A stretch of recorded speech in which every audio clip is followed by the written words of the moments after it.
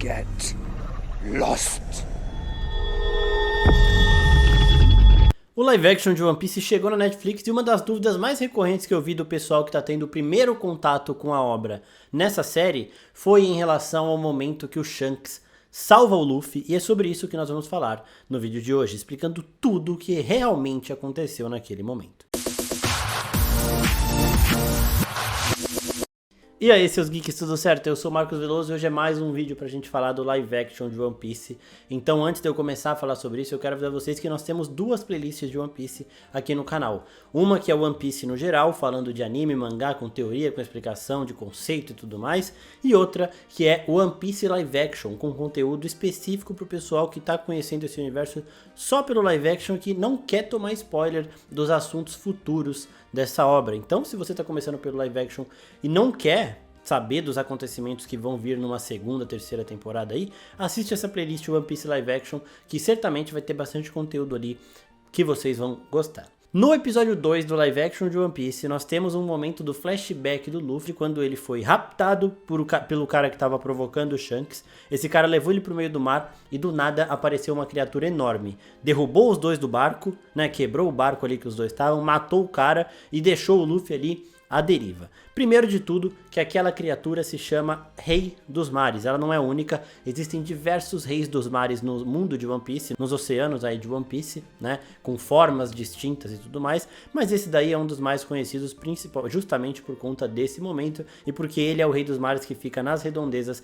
da Vila Fuchsia, essa vila aí onde o Luffy cresceu, onde ele conhece o Shanks e tudo mais. Depois que essa criatura derrubou o Luffy, como o Luffy tinha consumido uma fruta do diabo, e quando você consome frutas do diabo você perde a capacidade de nadar, o Luffy tava lá à deriva, ele ia morrer, né? Porque todo usuário de uma fruta do diabo, de uma Akuma no Mi, ele morre se cair no oceano, porque ele não consegue nadar, justamente por conta daquilo que a Makino explica pro Luffy na série. A mãe oceano, ela vira as costas para quem consome um desses frutos, né? Então essa pessoa perde qualquer tipo de capacidade quando tem contato com a água do oceano. Até por isso que o Bug usa essa água para enfraquecer o Luffy ali, enquanto o Luffy tá tendo esses flashbacks do Shanks.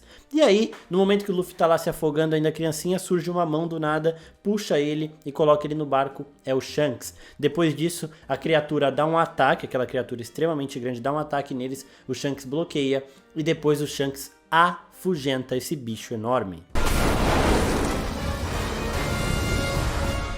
Get lost. E esse foi o momento que gerou muita dúvida do pessoal que está tendo o primeiro contato com a obra. O que aconteceu naquele momento, né? A gente vê o olho do Shanks, dá um foco no olho dele, o olho vermelho ali, e a gente vê o Shanks dando uma ordem, dá pra ouvir um sonzinho de fundo ali, um zzz, né? Um choquinho, assim, alguma coisa desse estilo. E a pupila do Rei dos Mares, ela dilata, ela fica grande, ele fica assustado e ele obedece o Shanks. O Shanks mandou o bicho embora, o bicho foi embora do jeito que o Shanks falou. E aí, as especulações de quem tá assistindo a série foi de, o Shanks deve ter também uma fruta do diabo, o poder do Shanks é tal, não sei o que, e não é esse o caso. Agora eu vou falar um pouquinho de um conceito de poder que vai ser introduzido de fato mais pra frente na história, né, da série, mas que foi usado pela primeira vez aqui, que é o conceito do hack.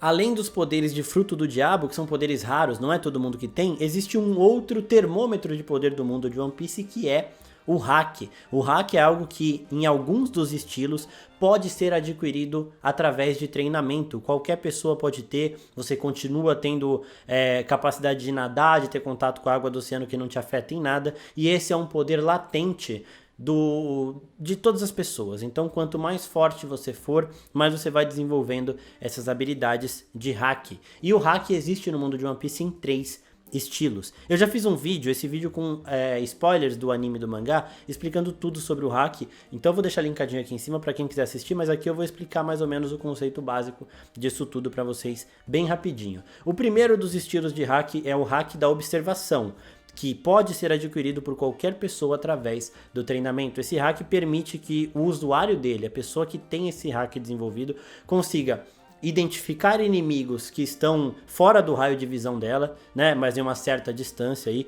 Quanto mais treinado você for, maior é essa abrangência que você consegue identificar as pessoas. Você consegue também identificar o nível de poder dessas pessoas e até mesmo em alguns casos você consegue prever milésimos de segundo ali para conseguir antecipar um ataque, por exemplo, ou até sentir a intenção de outras pessoas. Se a pessoa estiver mentindo para você e você tem um hack de observação bom, bem treinado, você vai conseguir identificar que essa pessoa está mentindo. O outro tipo de hack é o hack do armamento, que é como se criasse uma armadura invisível ao redor do seu corpo. Esse é o hack mais usado em batalha e é o outro dos 3 estilos que pode ser adquirido através do treinamento por qualquer pessoa. Então você usa para aumentar a força dos seus golpes e também para se defender. Esse é o hack do armamento. No anime e no mangá, as pessoas ficam com um aspecto metálico na parte em que esse hack está atingindo, só para demonstrar pra gente que aquela parte está mais reforçada. Esse hack também ele pode expandir para armas. Então, por exemplo, o Zoro está segurando uma espada, ele usa o hack do armamento no braço dele e ele pode expandir essa fortificação para a espada dele. A espada dele também fica ali mais forte, mais resistente.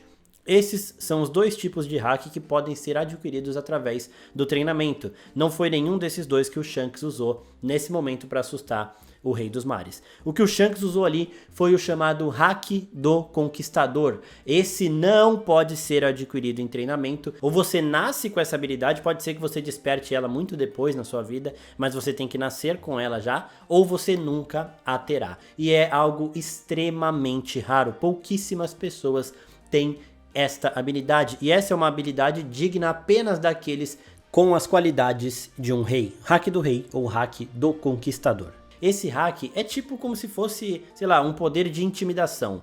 Pessoas com a forte determinação conseguem impor a sua força de vontade acima daqueles que não têm uma determinação tão potente assim. Pessoas com a mente fraca e com as intenções e motivações fracas também até desmaiam na presença de alguém que mostra esse hack do conquistador de uma forma para combate. Sabe o mundo de Star Wars quando um Jedi consegue manipular pessoas com a mente fraca?